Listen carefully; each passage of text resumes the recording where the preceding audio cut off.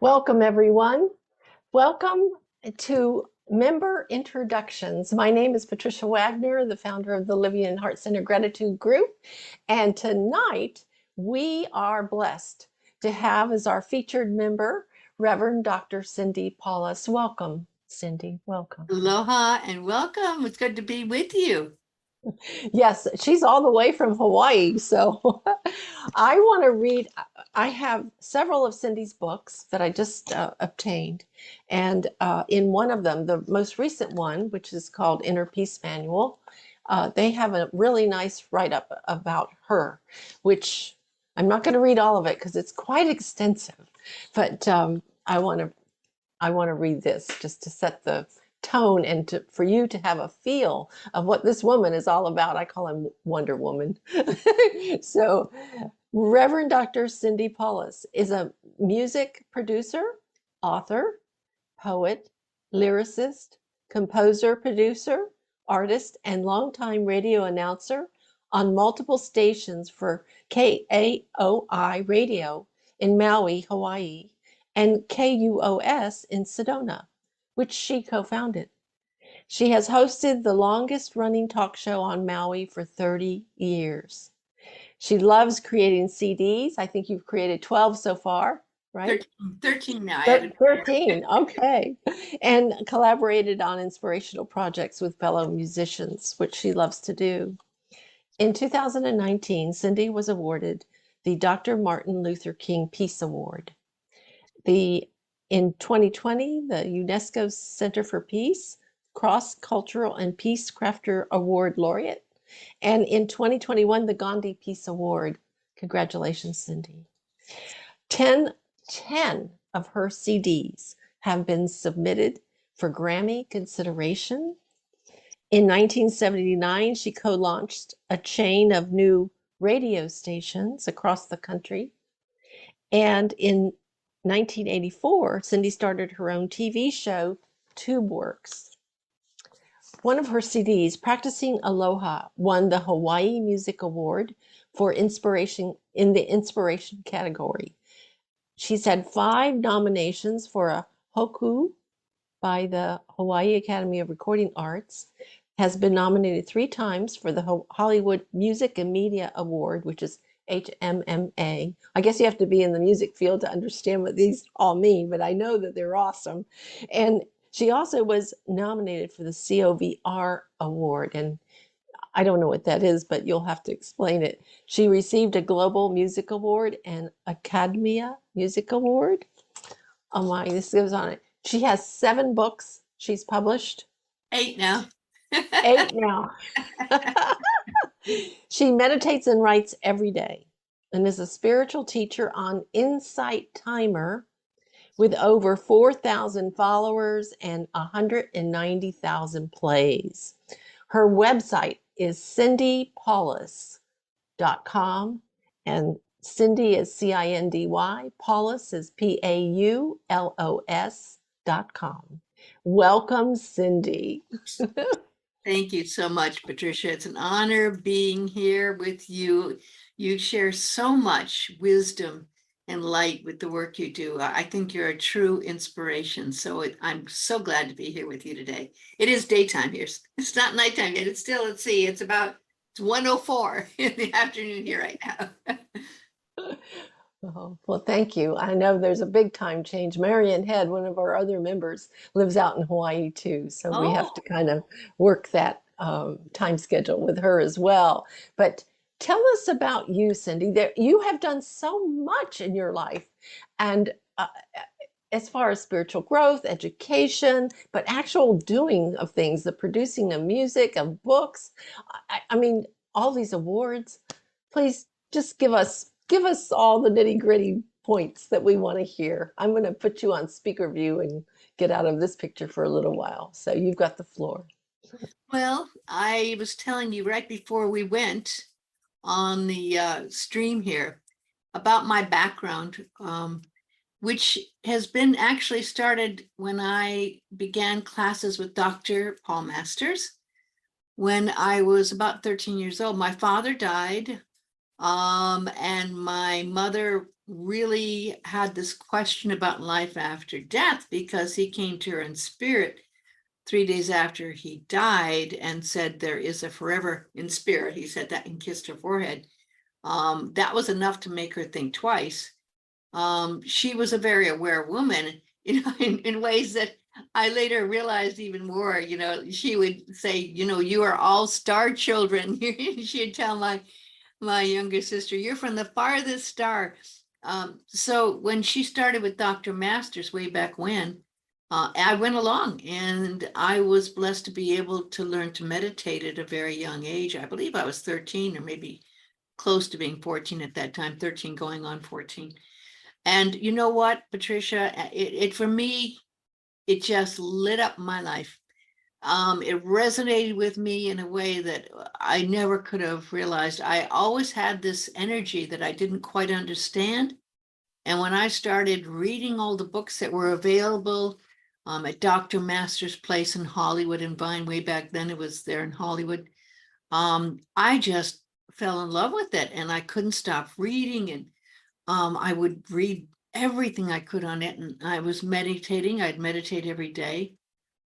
And one of the books I was reading way back when I was about 14, suggested that a way to bridge what you got in meditation to the higher self, your soul, and beyond source, was to write down what came to you in that highest state, right? What came through. So that's when I began the practice of writing down what came to me in spirit, in meditation. And in that book I was reading, I think it was one of the Alice Bailey, the Tibetan books, actually, that suggested that the antakarana, the bridge between the mind and the soul and the source, is built when you do this practice of writing what comes down to you in meditation. So that began that process. And I have been writing a message down every day since I began meditating back then and read that. So literally, I probably have, I don't know, 20,000 messages, most of them lost before the computer time.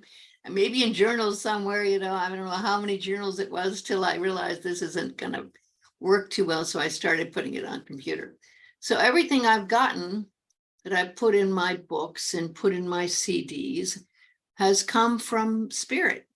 I was about 15 years old when I had gone outside to meditate under a very large pine tree that was in the backyard.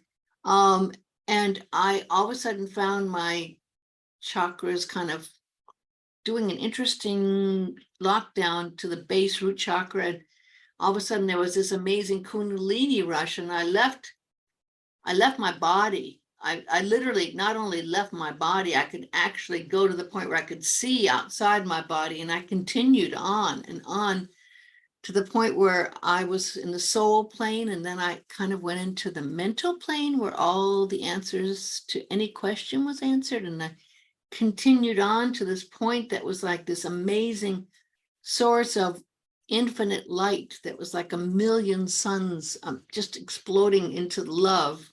And I felt this union, this cosmic consciousness, this union with God, that was the most amazing experience then and now and ever since. A love beyond all love that was just like this unbelievable experience of seeing and wanting to just explode into that love and never return.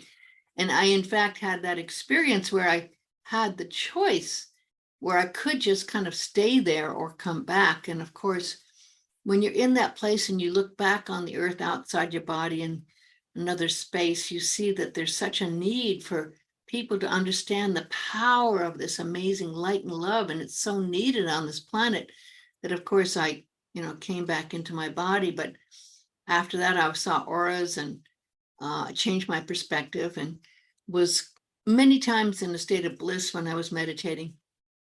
But I also realized that it was really important. At that time, I was so shy that if literally someone walked up and knocked on the door, I'd go run and hide under the bed in my room. And I realized that that wouldn't work if I was going to try to serve I was still shy, but I decided at that point to get into radio because then I could communicate my message and not necessarily have to be out front.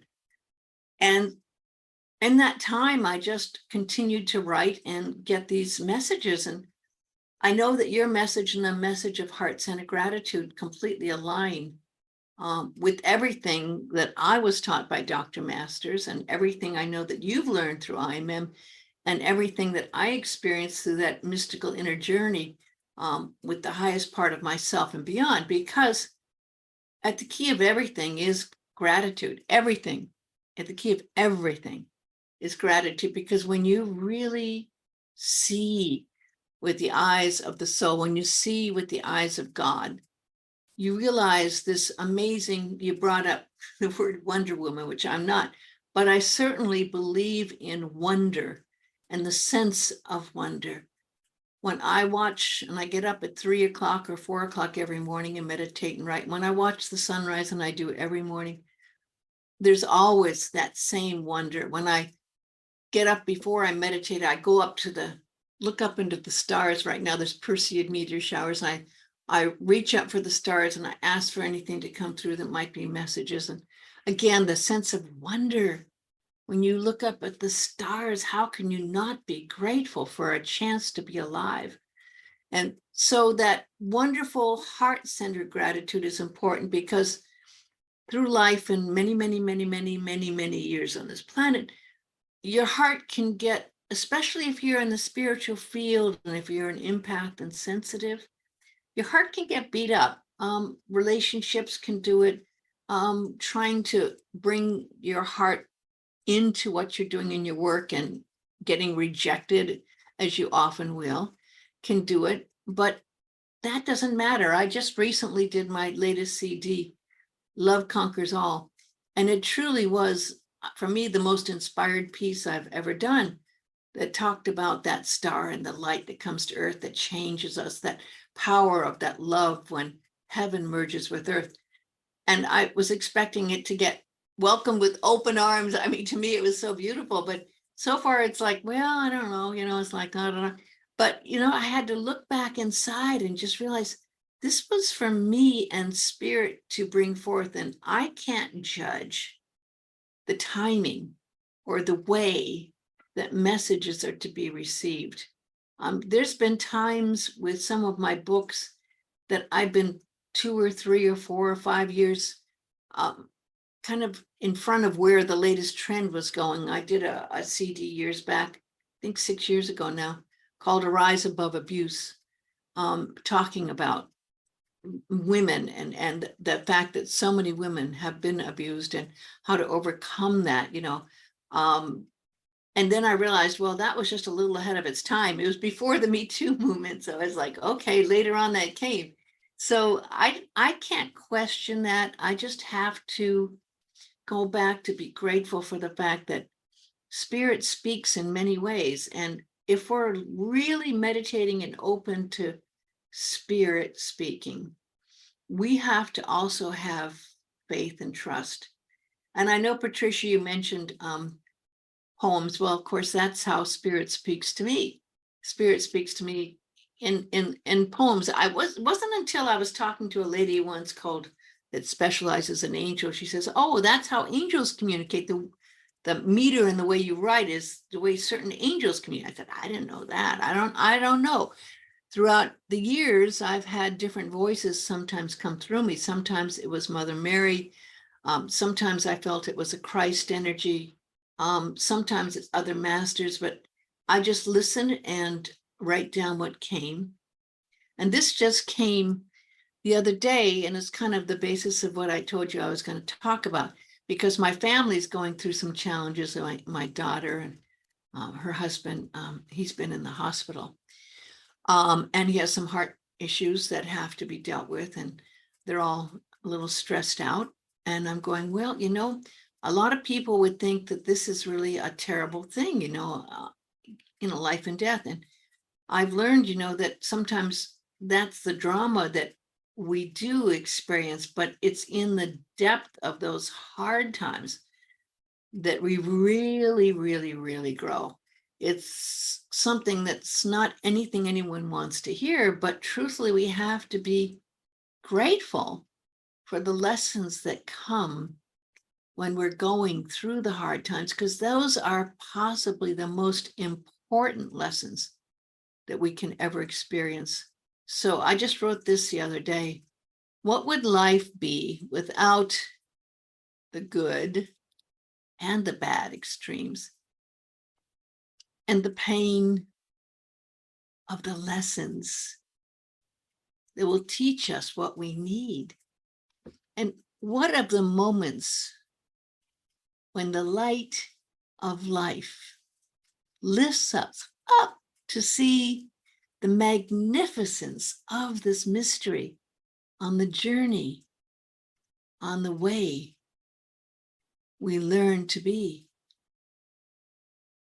As we are driven by the drama and the power of the need to experience the Dharma,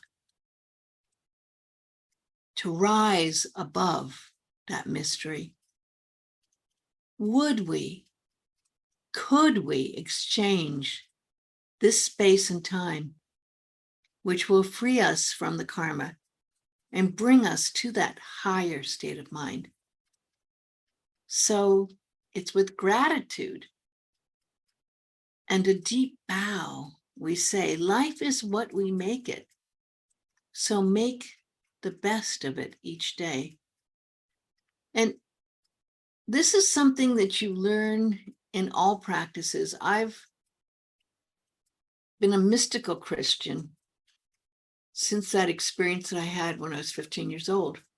But I also found that it's not just meditating, because I can get blissed out in meditation and really feel great, but it's the way we absorb it and put it to work in our life. I saw this because I was working at this time in the 60s when a lot of people got into taking drugs and tried to take acid and to get high. And I realized that, they may get high, they may experience for a moment something, but that isn't what is meant to be. What's meant to be is the way we live it, the way we learn from it to be able to live it in our lives, which isn't an easy thing. I mean, this is a lifetime practice. This is something that we call in IMM practical mysticism, right? I mean, there is something to that, to be able to be a mystic and take these important lessons and share them in a way that people can understand. It's an interesting thing.